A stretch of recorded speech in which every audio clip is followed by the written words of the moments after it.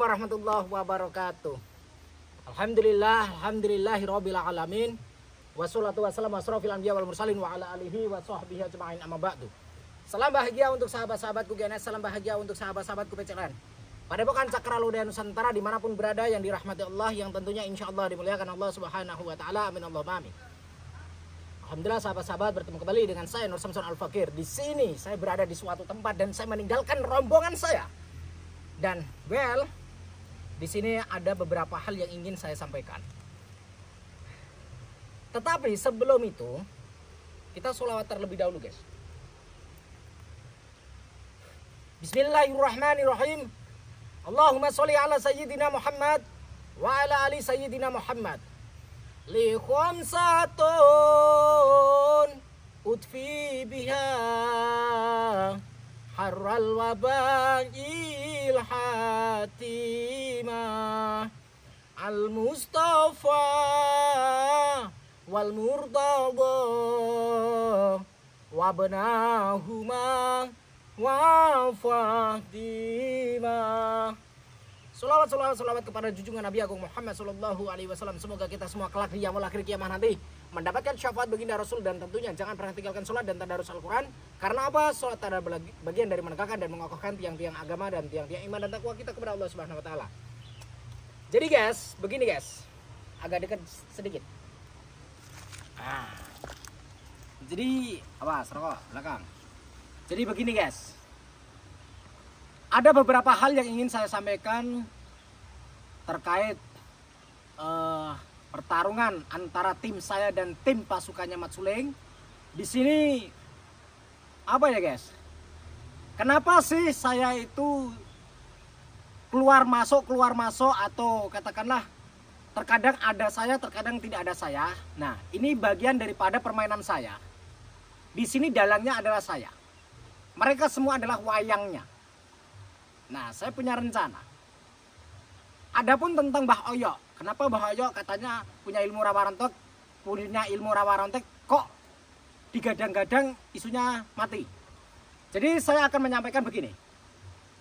Mbah Oyo ternyata tidak memiliki ilmu itu. Tidak memiliki ilmu rawa rontek.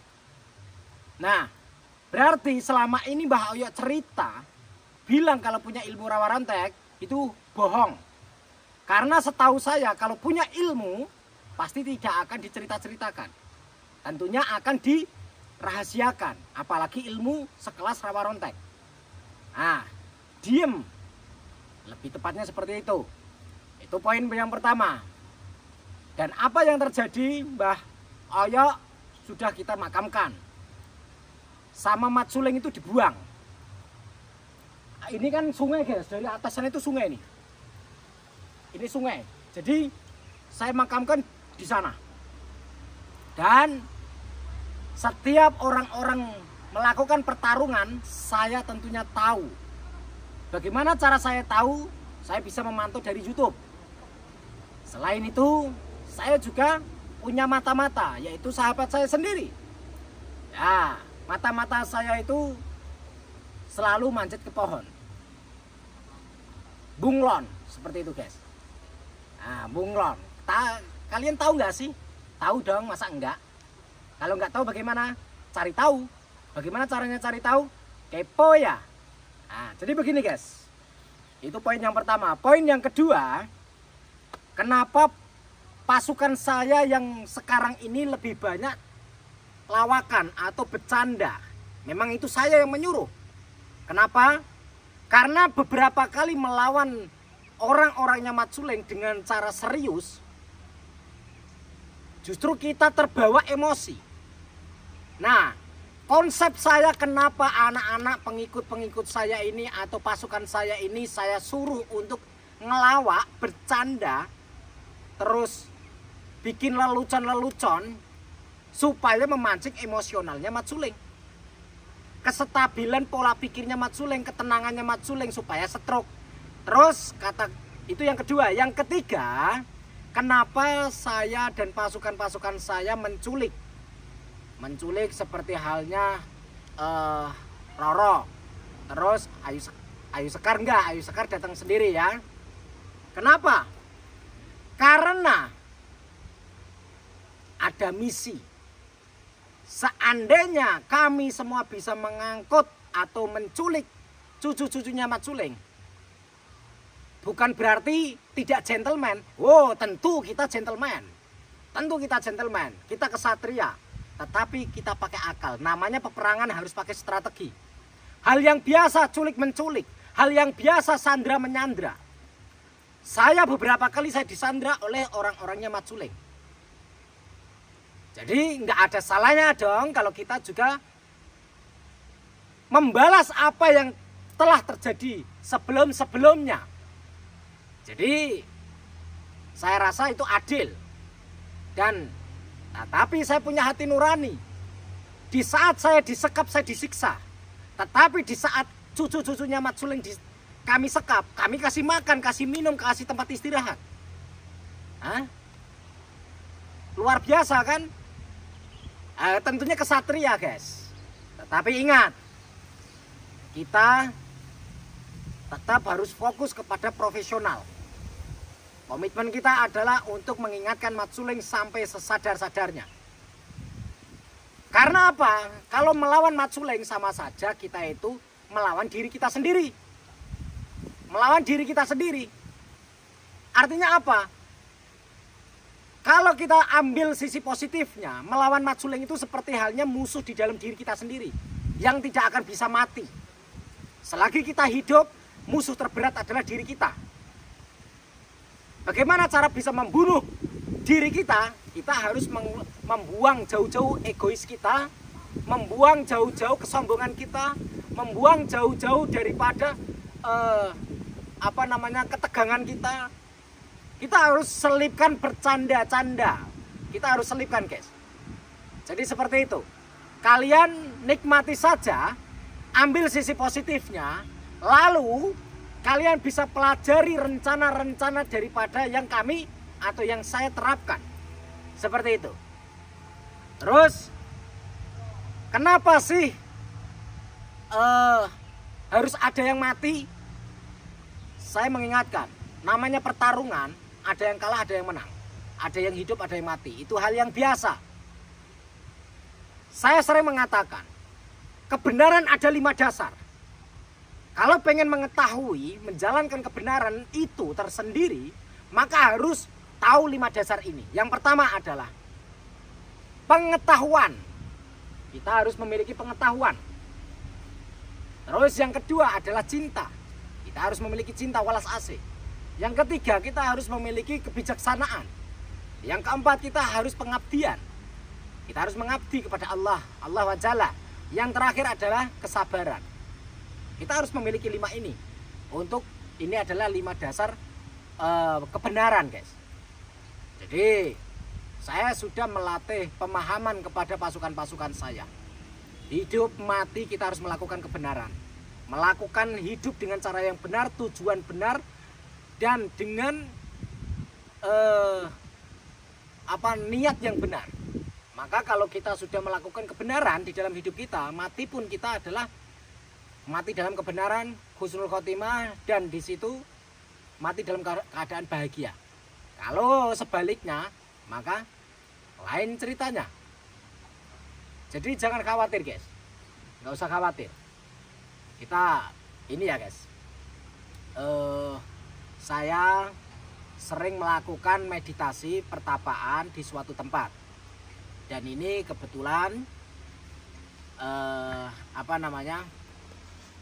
yang megang kameramen ini kebetulan orang yang nggak saya kenal. Mohon maaf Bapak, saya minta ini bapaknya megang kameramen ini saya kasih uang 1 juta, guys. Nah, karena saya menemukan tadi di semak-semak situ nyari rumput dan sebagainya, saya suruh megang kamera. Jadi nggak masalah, guys. Jangan-jangan ada macan ini, kok ada krusek-krusek ya? Macan, guys. Mau bodas. Wow. Ada berapa menit? 9 menit. Oke. Guys, saya punya rencana-rencana yang lain. Terus Aji Ningrat itu memang saya bunuh. Saya sengaja membunuhnya. Dan saya membunuh itu, saya awalnya pura-pura mengajak Adjiningrat untuk mencari makanan, berburu, mencari burung. Saya ajak jalan-jalan berburu, dari belakang saya bunuh. Jret! Di saat itu ditemukan sama orang-orangnya Mat Suling. Nah, karena kenapa saya membunuh Adjiningrat? Loh, kejam Gus. Iya, saya kejam. Kalau tidak bisa diingatkan, tidak bisa dibenahi, tidak bisa dibina, maka saya binasakan. Itulah sikap saya. Dianggap kesatria, ya silakan. Kalau tidak kesatria juga silakan, bebas. Yang jelas semua ada resikonya. Melakukan kebaikan tentu ada resikonya, melakukan keburukan ada resikonya juga. Seperti itu ya. Jadi kalian siapkan kopi, siapkan roti, gorengan, rokok, smoking. Nah, sambil menikmati tontonan saya.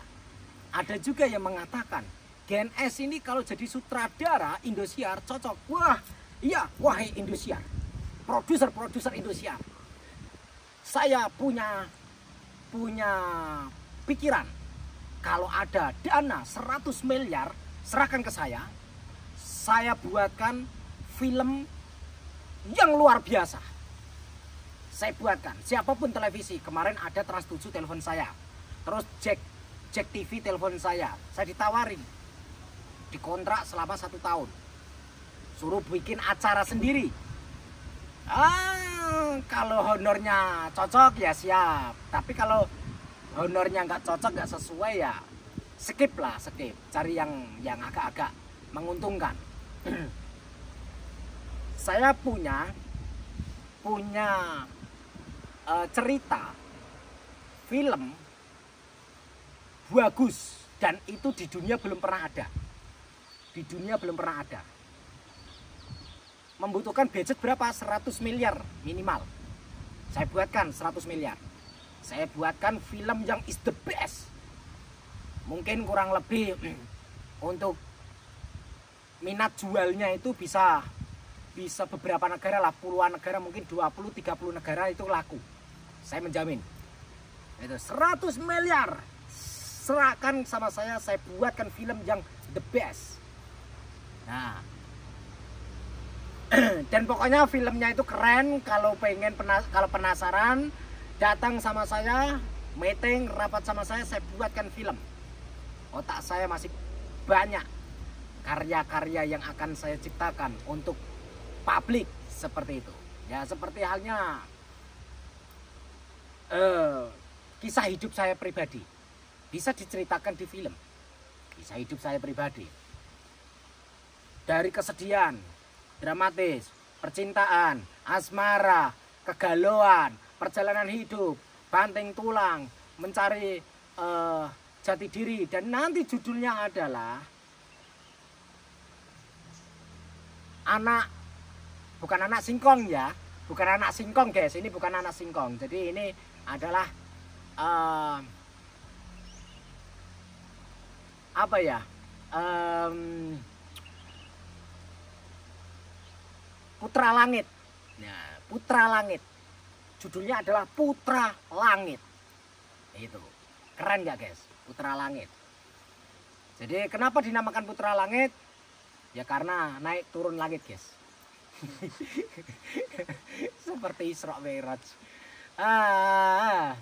Jadi seperti itu guys. Kita akan melanjutkan. Kasihan bapaknya sudah megang kamera. Terima kasih bapaknya. Nanti honornya nyicil ya. Honornya nyicil. Karena di hutan nggak ada ATM Bapak. Jadi nanti kita sambung lagi guys. Mungkin saya live tayang sendiri. Dan terima kasih. Akhir kalam. Wassalamualaikum warahmatullahi wabarakatuh. Jangan pernah lupa. Salam puter tasbih. Waco. Sholawat.